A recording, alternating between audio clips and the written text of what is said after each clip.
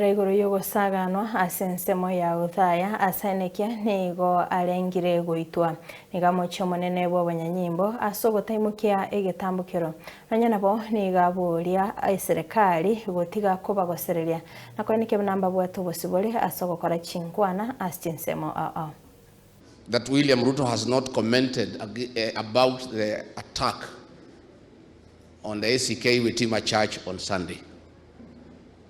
He has not commented and he will not comment because he's the one who organized that attack with Kipchumba Murkomen and DIG Langat. So kama unangojea Ruto aongee hiyo maneno hata aongea yeye ndiye mwenye kutumana.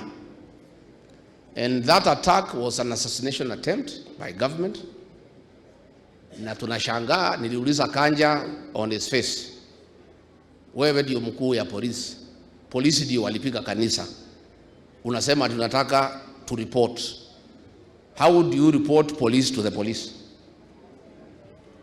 How do you do it?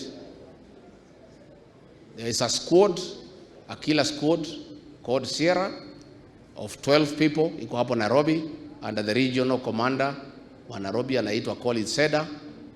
Ndio walitoka Nairobi wakakuja hapo Madera, Kamunyaka, wakakula breakfast hapo kwa MP, wakakuja kuua sisi kanisani na kuumiza kina mama.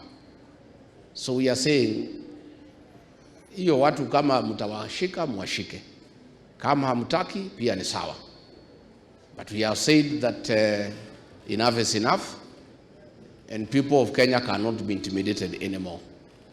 Unajua hii mashambulizi ilifanywa ilikuwa na nia kadhaa, but one of the plan ilikuwa kushtua makanisa wawache kutualika sisi kanisani.